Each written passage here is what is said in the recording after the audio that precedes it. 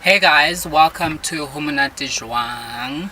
As you can see, we're out here with Dee Koala. Yeah. And we're just going to be chatting to her and, just getting to know her a bit. As you know, she is somebody worth note. If you don't have a new playlist, I suggest you go Google her and do what's right. Put the SoundCloud up. Yeah, so thank you first of all for being here. It's a pleasure, G. It's a pleasure, G. How you doing? I'm doing good, hey. I'm doing very good after a good night of performance. Yeah. So yeah, I'm doing great. I'm doing good. How are you? I'm good. So like, what have you been doing? I've been performing at different places. I've been getting shit from Adidas. Can I swear? Yes, please. thank I love swearing. Yes. Because I don't like those interviews where like it's so seriously like, oh no, I started as a kid. No, man. So like I went to go get some shit from Adidas, and shout out to Adidas. And yeah, I've been going to the studio almost like every week, coming home late. Been going to Joburg for a couple of performances, like from like huge people. Yeah, we saw you with Ricky Rick and Shoma Josie. Yeah. So tell us about that. Like, how did that come about? Actually? Well, with Ricky, there was this video of that I was doing. So the first time Ricky put someone on stage, it was first the Big Hash, if I'm not wrong, and she. So he saw me through YouTube, right? He saw me through YouTube, right? On Ilendo's, what do you call this thing? I was doing a hook for California. We were at a listening session. Yeah. Californication, yeah. We were at a listening session, and then one of our producers were playing some beats, and then we were coming up with songs for our tape, and so we decided to shoot a video, and then probably didn't decide to shoot a video. I did the hook at first, and then they were like, oh no, let's make a video on this, and then we made the video, and then we made the complete song. But then Ricky saw the video of me just singing the hook, and then he was like, he likes the energy, and I sent him the whole complete song, and he was like, he digs the verse and the hook on it. So he called me over to that side, and then that's when he put me onto the Major League Gardens stage on his set. I don't have like my own set type of thing going on. Put me on his set. There was like a minute left for his set to be over, and it was like, come through. Yeah, he put me on the stage, and apparently I did the most. You did. And then and then like Twitter people started following me, and Instagram started going like you're blowing up. Yeah, and then he started playing my songs on his Instagram stories and talking about me and stuff, and then that's when people were like, okay, we've noticed the specific someone. And then my Josie was like, I saw your music video on YouTube, and I saw this other video of this crowd singing your song word That's to when word. she was basically like, announcing. yeah, I'm getting her. So yeah, that's how that happened with them too. So you recently went to Joburg for the One Source Yes, gig. my Josie, absolute One Source. So how was that for you? Like that? Well, to be honest, I'm always super excited. Like the funny thing is, I'm never nervous for like a meet up with someone that's already popular or like an established rapper. So you're not starstruck, you're just like, no, because to me they're other human beings as well, so that's I'm not on that other, like, I'm not on that, I don't know, man. It's like I can't be, I can't do that. I don't know, it's not given to me, because like that's why I don't expect, I don't understand it when someone else is like, oh my god, it's Dee Koala, and I'm just there like, and then what about me? Like, I don't understand, So like I basically have the same reaction towards them, like they're other human beings. So I just take it as two talented people conversing on some issue that they both relate on. So I take the event as something that was a milestone for me. Because I mean, Major League was also another stepping stone, but like it was more of a sit down situation. There was a different crowd in terms of there was like a older people pie, and there were stuck up people, so they all just sit down, man. They're not vibing, they're not giving you energy. And then they're like, just looking at you. Like, so you kind of I had to challenge myself in the sense of. And the other challenge was the fact that Machozi managed to, after my set, she put me on to this collab with this Maskandi guy. And her as well on a Chrome track produced by Master KG. and then we had to kind of make the song on that stage at that moment. So that was another challenge for me that I liked. Besides the fact that I was doing music with a Maskandi person, Yeah. I feel like we meshed up really well, and I think it's good to challenge yourself here and there so that you don't stick into a certain column or some sort of label. So it was a learning experience more than just having fun and stuff. So just like going back to you saying that how Ricky Rick basically came to know you, sort of. Like, do you think then that you just like, and if I can put it in a way, you have just like divine inspiration, you just like something comes into your head and you're like, whoa, this sounds nice, let me turn it into like a chorus, or let me turn it into a hook, or whatever it might be, and you just turn it into a whole song from there. The thing is with music, it's like there's music everywhere, bro. Like, you make music with everything. Like, it's especially if you're in a city, like, I think being a musician is fun because like you make fun of a situation and then you turn it to a song, and next thing you know it's a hit. And next thing you know everybody's seeing it and everyone can relate because you are in that exact situation. And that's why like I feel like it's more authentic when people get to rap about what they do know rather than what they don't, or rap about what they do have and what they don't have. I can rap about a car, my clothes. I don't have a car, girl, we gotta live to this day. Man, I breathe,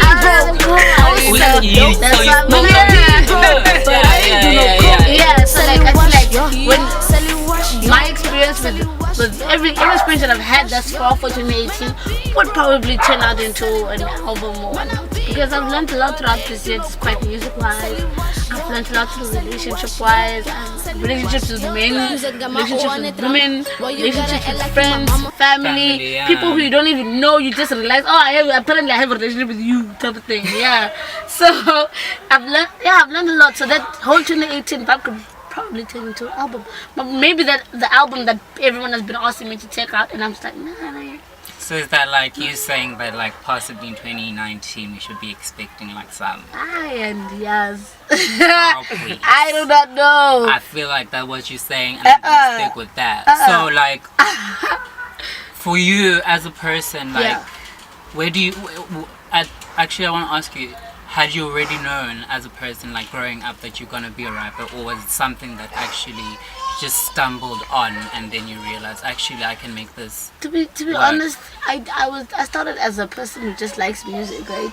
And then the funny thing is, I used to make sure I was one of those people who study songs, you know. Like if it's my favorite song, if I know that this song is gonna be like a banger in the hood, or like it's gonna trend or something, I'd make sure I know the song. And then when it plays somewhere, I'm out there. You do. I'm out there.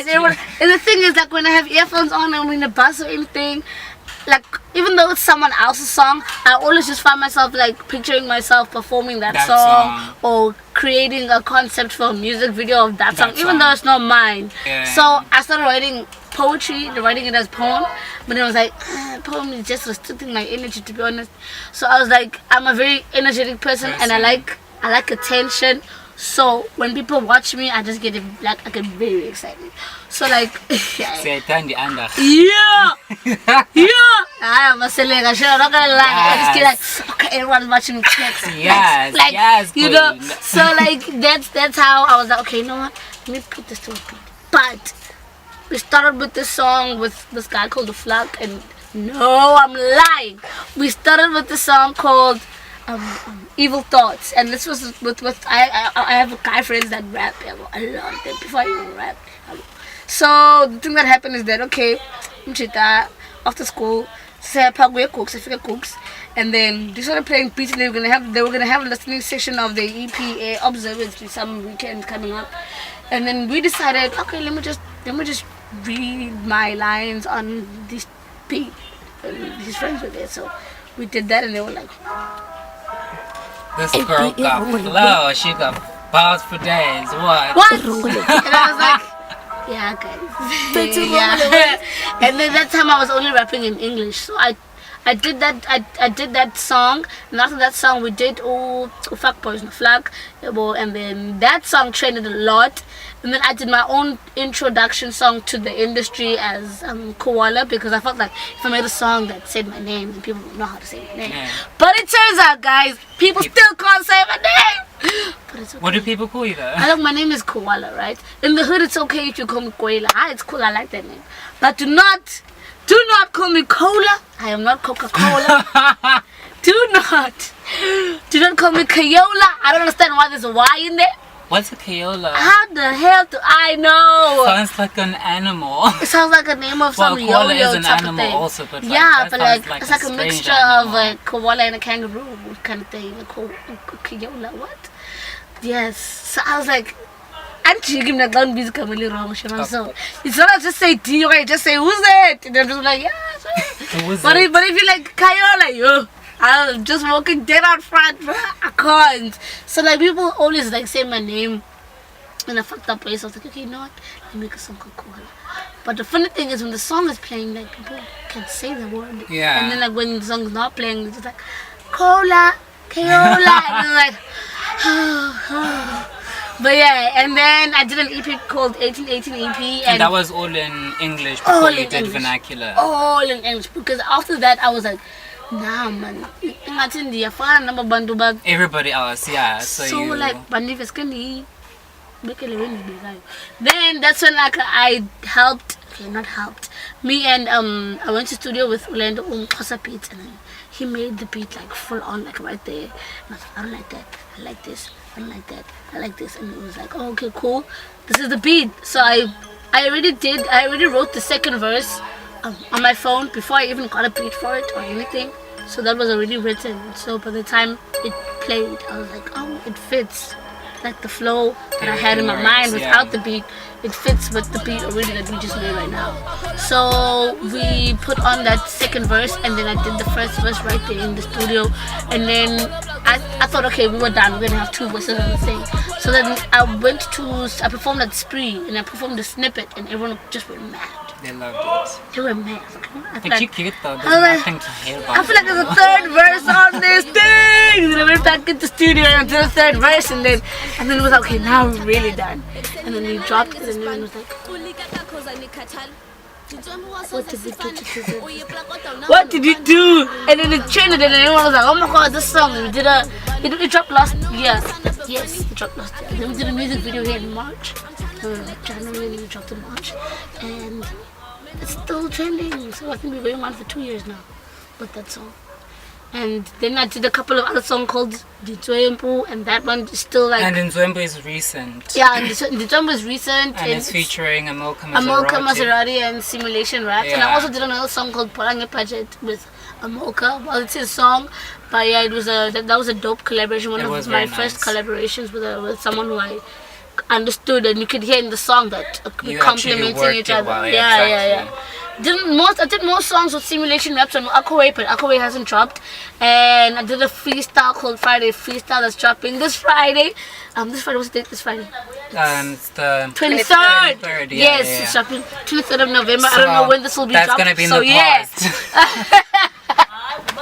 It is gonna be in the past. That's what I'm saying, you know what? Okay, prepare guys.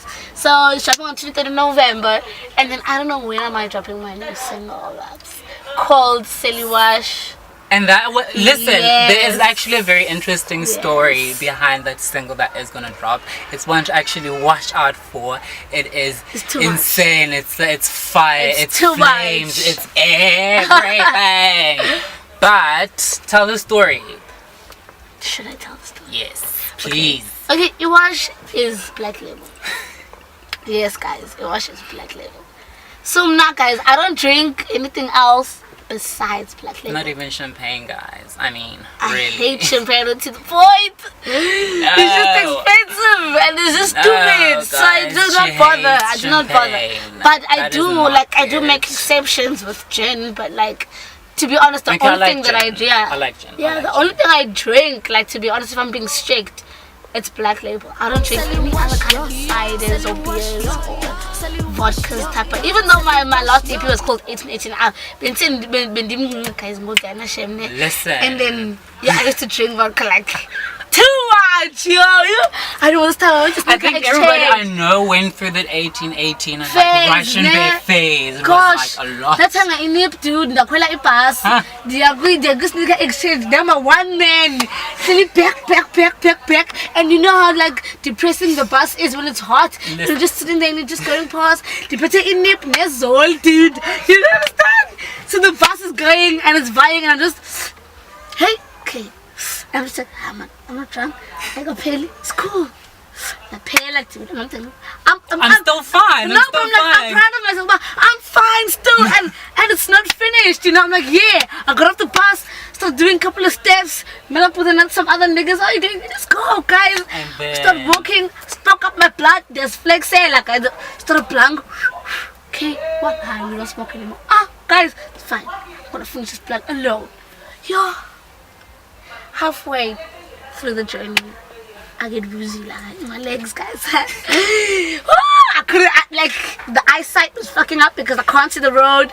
I'm walking like this, like one guy is holding this out. I'm just like, I was dead, half dead, and they're like, D, EP, let's do the exchange. I'm like, guys, I can't see you. We just walk, guys, I can't see. Then we stop and we sit down. And then eventually my eyesight comes back, but I was still drunk, right? And then we get to Sneaker Exchange. It's finished already.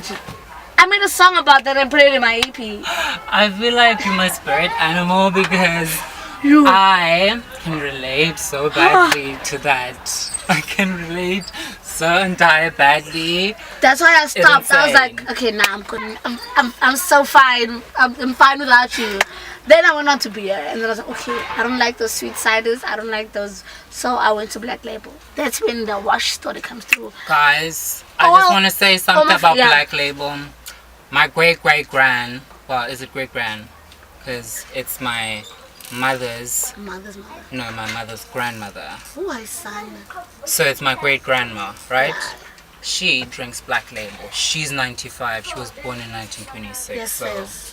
It's an OG type of beverage. It is definitely. But I'm trying to make it an all gender.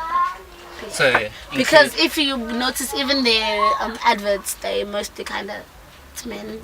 And the logo, very true. And the logo says championship men. So it's a bit like, but guys, I like your shit. What you trying to say? Yeah. You know. So this, Actually, there's actually a big meaning behind the wash, because I'm not just saying it because I like drinking water. Yeah. But I don't get drunk in a stupid way when I'm drunk on the Black Label. I don't do stupid stuff. I don't forget stuff. I don't lose things. I know what I did the night before type of situation. So Black saved me a lot from shenanigans and some these 3 pairs ngakho one day ngakho like what was any vodka but is 3 pairs into that like people say, do you know what you did there? And you're like, I don't know shit. You like listen, I had a situation last December where I slept at the bus stop. First of all, I'm a mess. When I got back to the house, everybody was looking at me strange, so I'm like, what's happening? Then my friend comes and gets me. She's like, listen, you better bounce before my dad comes back because you were a mess last night. When I got home, I got to my friend like, yo, what happened last night? She told me. I was like, it's a lie. It's a lie. It did not happen to me. I know. I did not do that. And it's like so intense. And then I just decided, you know what? I need to just go on a complete break. Exactly. And just stick to other things that work. Stick to your weed and your beer. That's what I do, bruh. That's what I do. So, Iwash came about with... I have a lot of guy friends, right? Yeah. And me and my guy friends, like, and most of them are either rappers and they're stylists or they... So I have like a very creative, artistic crowd. So we like to drink at this place called Cadiz at town. It's not some bougie like fancy joint, yeah. No, it's a tavern, guys. Like all the drunkards are there. Your last coin that you had, those kind of people, they're there. Like the kakards who move your when they knock off, they go there. Gamblers, they are there. Like guys, you know what to find Dee. Even though my parents celebrate, they know us. Like, Mama's no mind. As the mind, and so we hang there. Oh, we love jukebox. Let's act like everybody loves. If you don't love jukebox, your 2 rounds, your extra 2 rounds are just. Jukebox. If your 2 rounds are not finished on cigarettes, they are finished on that jukebox. Put your money to go home on the side because you have to be prepared. It's gonna be lit because we're gonna start jumping up and down because it's a party. Everybody's the DJ. Yes, that's the situation that happens at Cadiz. So I was okay. You know what? I know a lot of people are gonna relate to this. So I went into studio, but I didn't plan the song. Right? I wrote it down, but I wrote like one line, like "Man, not being broke." That's the only line I wrote on my notepad. So I go into studio and Mark emails me this beat. Who's Mark? Mark Echo, the guy who made the beat. So I'm like, I like this beat. Extend it. Then he made it longer, and I was in the studio. And then every time I'm in the studio, I must have a wash, cause it just puts me. If I was in a bad mood, I'm just okay. I need something to make me feel a bit okay-ish. So like, I stepped into the booth, and I first had one hook, the other hook, but it was very complicated. And it was like faster. So I was like, I really want the song to be like a jump, like a mosh pit song. So I was like, you know what? Let me change the hook. Then it went up to "Man Not Being Broke." I was selling dope, "Man Not Being Broke." You know, I never did coke, seluash yoto. That basically meant I'm broke. I am still broke. I'm almost over that thing. Almost there. So I was selling dope in the I can't believe it. Can I say it? Yes, I can say it. They can't do it in the jail, right? No, they can't. I think it's legal now, though. Or they're about to legalize it. I used to sell weed. I used to sell weed just to get extra cash, extra pocket money, because there was a situation at home where, like, I'm not poor, but there was a situation at home where, like, allowance, I pop. So you had to make a plan. And I am trying to do some certain things that my mom was not going to allow me to do, like make music at that certain time. So I was like, okay, let me just feed it by doing this. Yeah. So I was selling weed, but then like for like a year or so. Yeah, a year or so. And then I was How like, much did you make first of all? I mentioned never tells. Yeah. But yeah, that is but not you must the have life made kids. Quite a lot of money if you were able to keep it up for a year. I was, because I would afford to buy certain things, like a certain t-shirt that I would want to fit my outfits, because I have a certain specific outfit that I would want to do, or like to afford my airtime, not even ask my mom to buy me airtime, to afford food when I got with friends. And I'm coming when I ask my mom for money, "Mom, I'm going to town with my friends," and then she'll give me not enough money so I can be like, I won't nag her for more. I'll just okay, I know that I have this certain amount stashed, so you'll just add to it. So I'll just add to it. Or then it can be for school, where like I'd like lunch money type of things, because I used to also sell in school. Yeah. So I never did drugs like cocaine and other ecstasy type of drugs. That is where the line with I don't do no coke. But the word I don't do no coke also stands for I don't drink cool drinks. I don't drink cool drinks. So no fizzy drinks for you? No, I do not. I drink water and Black Label. That's H2O, guys. That's H2O. all. And if I'm like, if I woke up with like being dry, having a dry throat, and I can't afford to buy black, I can't afford to buy black, and I'm not in the mood for water, then if water doesn't quench my thirst, then it's juice. But it has to be like cranberry juice. Speaking of things that go in the mouth, I actually made ice cream. I'm excited for that! And that's one of my specialities aside from asking people questions about their lives. So yes, we're gonna go and get some ice cream, and Dee can tell you about how nice or how horrible my ice cream tastes. We need honesty, please. Promise. Yeah. So, you might be wondering, where's the ice cream? And funny thing, we ate the ice cream. Yeah, we couldn't wait. Like for, we couldn't I'm even sorry. take a video. We couldn't because it was too nice, guys. So I know you guys are only seeing me and her, but there was like 6 other people. that finished the ice cream. Like it was gone before we even had the chance to be like, yo, let's sit down, let's show you. And, it's finished. but anyway, just like, what did you think of it though? It was, guys, have you ever had ice cream that tastes like ice cream and chocolate mousse at the same time? Like, woo!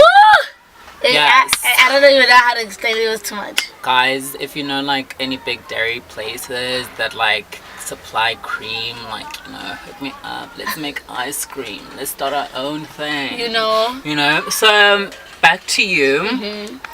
You recently released, or actually were part of a project put together by Lele the Beats. producer released, And that is with you. It's me, it's Yams, it's K-Kid, and SLK on the song. And how was that for you? And how did that actually like really come up about? Well, like what happened with the whole thing, I think it was bound to happen because Lele was like, I want to put all the popping female CBT rappers on the song, and then he made the beat, and then he sent us the beat with only the hook, so we put our voices on, and so you guys didn't know what you guys were going to say on the No, we didn't, because we all did it in our own spaces and just sent it over back to Lele. Yeah, and then sent it over to Lele, and Lele got it, and then he mastered it, and then it dropped. And I feel like it's a very, about that track, like it's good for the women in the industry, because it helps in the sense of not always being together in the form of beef vibes, but in like being together in the form of trying to uplift one another in their own certain sense. Because I feel like all the females in the track had all of us as rappers and musicians, we have like this certain element of each other that is different from the other, even though our talent is the same. That sounds like very confusing, but it makes sense. Yeah, it's like we're all rappers, we're all the same. Not all the same, but we're all rappers, we all do the same thing. But you can't say this one is better than this one, because they all have their own certain element of their talent. What they have to bring to the table, you can't bring to the table. People who will relate to it. So you can't say, no, this person was better than this, because you can't compare them, because they're different. Everyone is different on the song.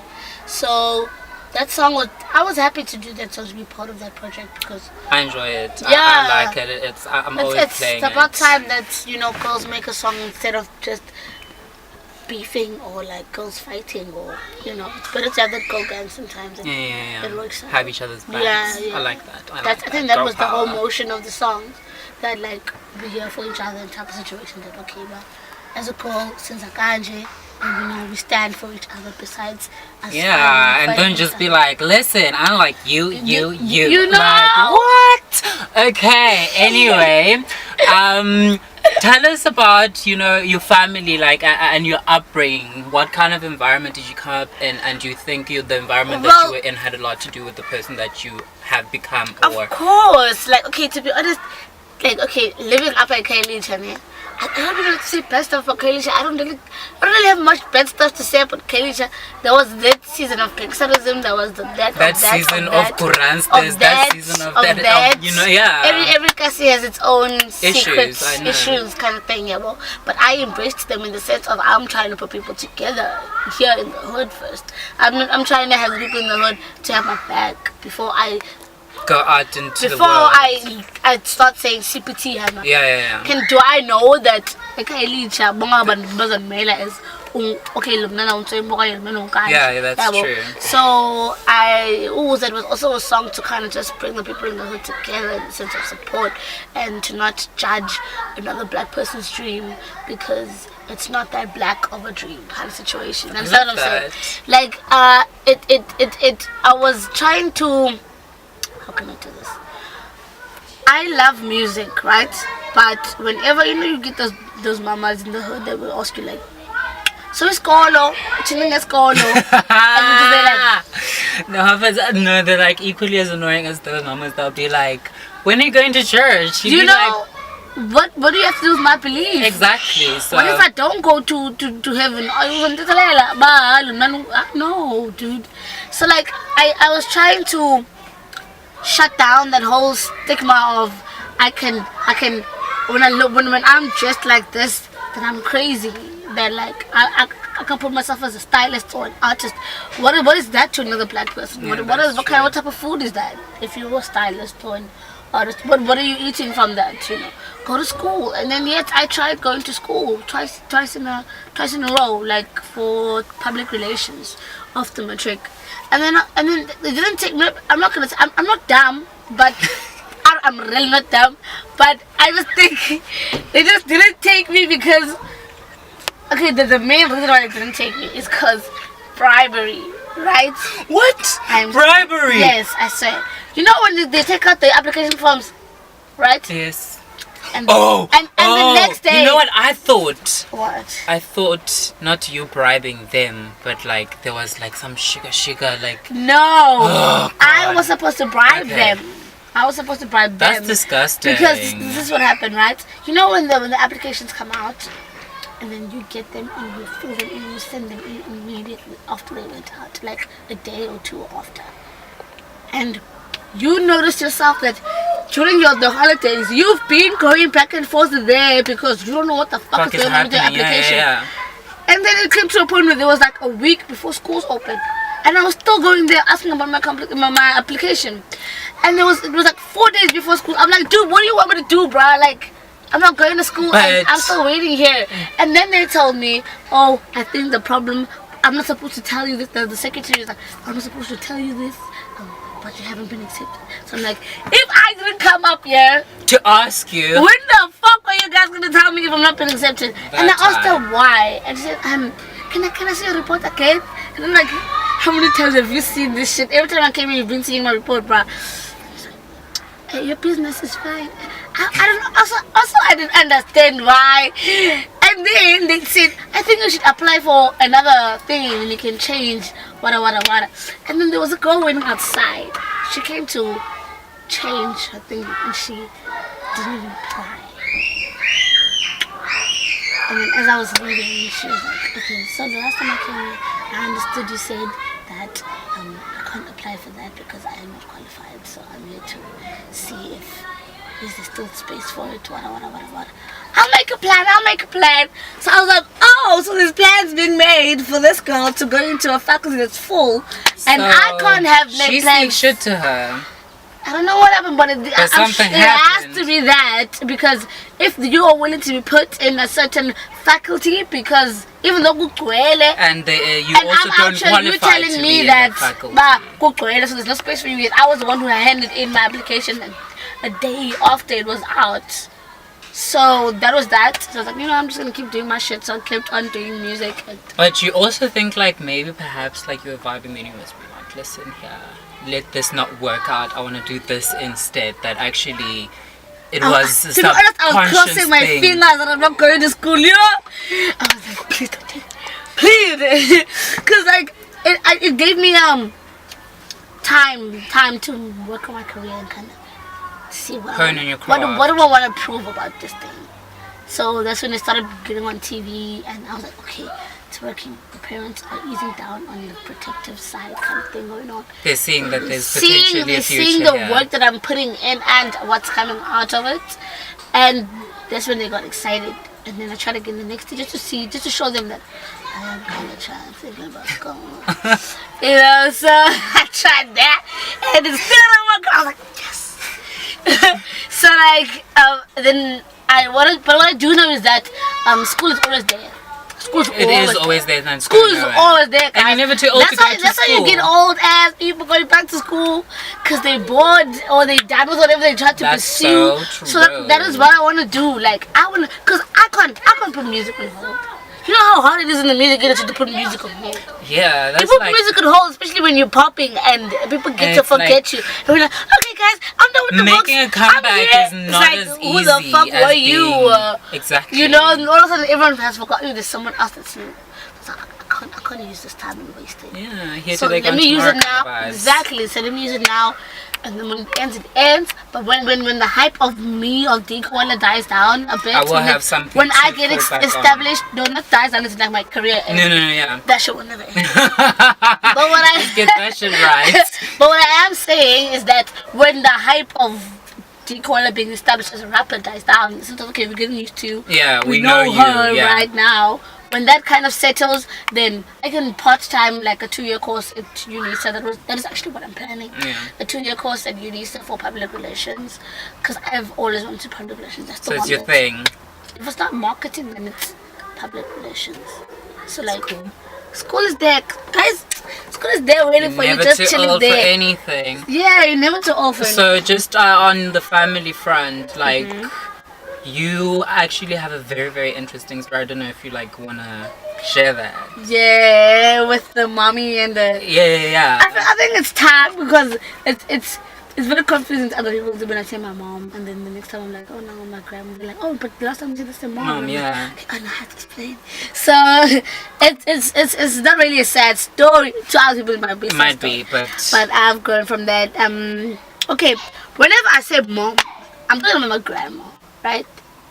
I live with her. hey, I can relate to that also. I lived with her. I was still living with her for like all my life. So like the story is my biological mother, which I call by her name. So then it's easy to separate. Step 2, yeah. Yeah. So Untiki, which is my biological mother, Untiki, she left me when I was, I think, a month old, if I'm not sure, along those lines, at home here in Khanyelitsha, right? And she left me here. Well, she was also living here, but she left me to go to her own shenanigans. And my biological dad died. Yes, I think it was before I was born. While she was still pregnant. I think that was the situation. If not, I was probably like a couple of months old. That isn't. Wow, that's hectic. I know. It helped me in the sense of learning. But yeah, so I live with my grandparents, and I call them my mom and my dad because they deserve that title. Because Shut up. I they deserve that title because Shut up. they made this, Yes. you know. Because if they didn't, and I was be still living with my miserable. biological mom, y'all wouldn't have known me. You'd probably be a druggie, sorry. Yeah, I wouldn't have been like this. I would have been like one of those kids. One of those kids. One of those typical stereotypical kids that you make stereotypes of to your kid onto. Don't be like Ban Ban. You know, I would have been that Ban Ban kid. So I'm very grateful for them because they did the most as parents. That's very nice. Yeah. I like that. So that's the whole mom and dad situation. And when I call my sister, she's not really my sister, she's my aunt, but we are that we have that situation. It's not even said in the house that, oh no, you're my aunt. It's like, sister, that person. If I say my brother and it's actually my uncle, you have to understand. You don't correct me. Don't say my uncle. Don't say no, Dee, that's not your mom, that's your grandma. I know what I'm saying. Yeah. Like no matter how many interviews I could ever do in my life, on whatever scale they are on, I'm still going to refer to them as my mom and my dad. Whenever like someone's going to ask me any question about, oh, who's your mom? It's that person. Even though you notice the standing is not the same, bruh, I know what I know. I'm apparently about you have the time for the story. Yeah. Then you're just going to go there. But yeah, I'm very happy with my family because we've sorted shit out in the sense of making each other comfortable, and we allow each other to have that space to be creative. So. I think I like the fact that you have come to terms with the situation for what it is. Yeah. And like found your own closure and like made peace with it in your own kind of way. And basically the ball is in your biological mother's That's when you can only court at the control end your of the day. emotions. Yeah. See, that's one thing, being in control of your emotions. I think most people fail to do that. It's just like quick to It react. depends on the situation. You fail to control emotions when you're in a relationship. I fail to. I have never been in a relationship, so I cannot relate to failing to control your emotions or anything like that. So. I have a lot of love to give. I'm a very loving person. Like nobody. Kinds of people, like other people, my mom's friends. Everybody. Like even when I was small, I used to when there's people in the house, I run and kiss everybody. I'm like, oh my God, it's good. Sure, I'm gonna go to my room, type of situation. So I have a lot of love to give, and I love hard. So it doesn't. I feel like it doesn't depend on any kind of relationship, but that's just the situation. If it's a friendship and you betray me and you lie to me, that's when I'm like, okay, I'm done with you. But if you are able to do something behind my back, and before I found out you were there, so okay, show me. That's something that I'm not proud of and consists of you. Tell me about it. We sort that shit out. Speak clear. Because I love my friends and I don't like losing friends because of lies or whatever. Because I feel like I love to be that comfortable person when someone is like comfortable to come to you and tell you, Dee, I did this, I talked about this about you behind your back. But also think, because like when somebody does that, it makes you question yourself as a person as to, what about me would you not feel comfortable with actually telling the truth? And why would you feel comfortable about talking about me? You know, it's when like most people, if like somebody comes to you and they say, oh, so-and-so was talking about you. What did you say? Yeah, and I'm like, why are they so comfortable to talk to you about exactly. it? So it's when they like know immediately, that's your friend. I got a friend. She don't waste no time. She sees that you're not for her, she just currents you straight away. That's one thing that you have to do. That's one thing you have to do. Because now you're going to have uncontrollable friends. And like, uncontrollable friends, keeping them all on the leash. You can't control them. You're like, Chavi, what are you doing? You know, so it's friendship. It's boyfriend and girlfriend situations. It's sexuality. It's like, I feel like there's too much stuff about life that is not interesting. That is not interesting. Like you'll never run out of things to talk about considering life and relationships and emotions. As much as shitty things you might go through and you're like, I wish I had no emotion. Don't lie, be lying. I know you want emotions. I know everybody wants emotions. You use them. Who doesn't use emotions? Exactly. But sometimes they hurt you. Like you lose them at the wrong time and they hurt. It makes to be promises and to keep someone or to not lose someone. You know, so I'm just a loving person that loves hurt, but sometimes I get hurt. But that's part of the whole shebang bang. Because growing up, so I think I might have a fear that I need to get over.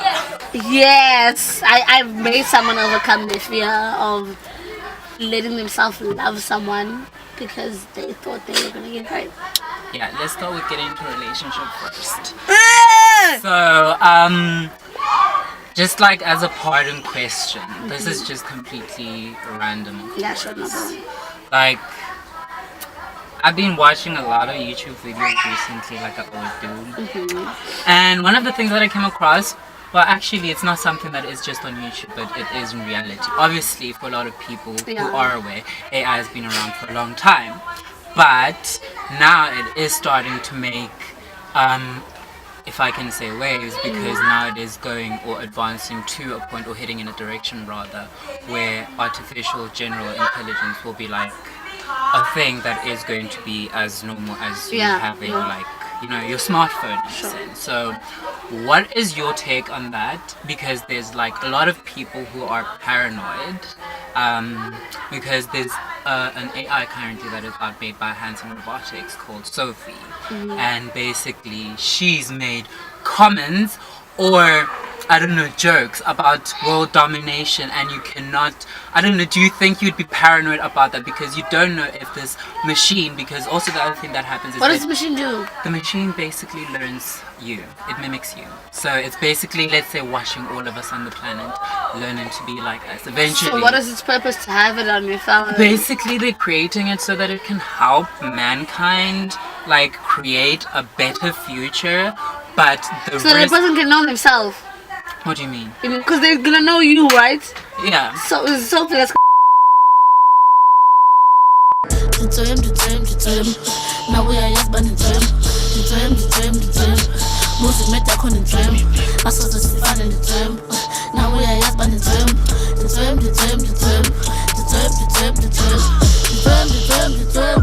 Now we are yes but in time. Music made that con in time. Yeah. Now we're having the time. You know? Whoa. Okay, I be on Tinder for white bitches. I see the pussy, I dive in it. So I'm the wrong that I got. And you call that Tanto I got. And touch me so put I got. And touch if you ain't trying my sack. And touch me that Tanda or faster. I told the Kulula, I played it some faster. I'm back on my bullshit, I lost it. I step on stage and I started march with y'all. Yeah, I lost it all, but I kept pushing, got my number.